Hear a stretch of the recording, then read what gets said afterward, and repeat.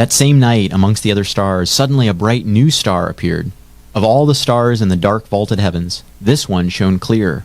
It blazed in the night and made the other stars look pale beside it.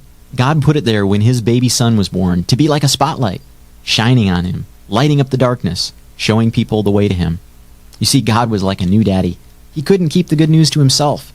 He'd been waiting all those long years for this moment, and now he wanted to tell everyone. So he pulled out all the stops. He sent an angel to tell Mary the good news. He'd put a special star in the sky to show where his baby was.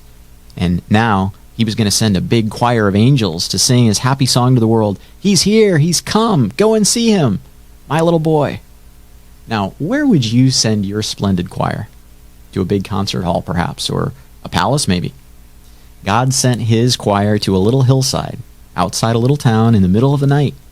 He sent all those angels to sing for a raggedy old bunch of shepherds, watching their sheep outside of Bethlehem.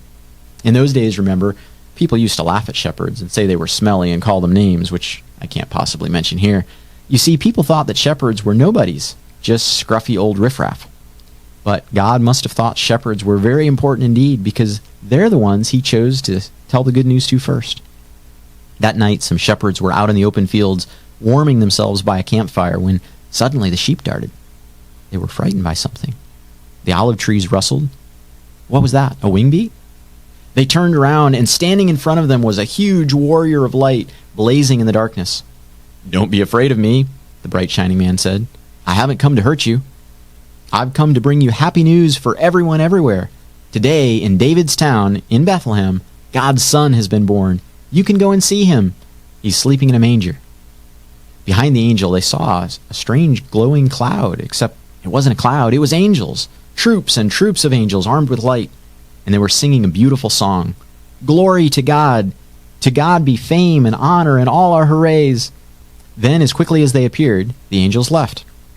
The shepherds stamped out their fire, left their sheep, raced down the grassy hill, through the gates of Bethlehem, down the narrow cobble streets, through a courtyard, down some steps, past an inn, round a corner, through the hedge, until at last they reached a tumble-down stable.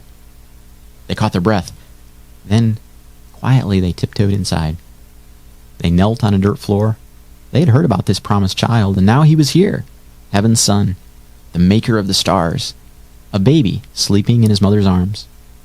This baby would be like that bright star shining in the sky that night, a light to light up the whole world, chasing away darkness, helping people to see. And the darker the night got, the brighter the star would shine.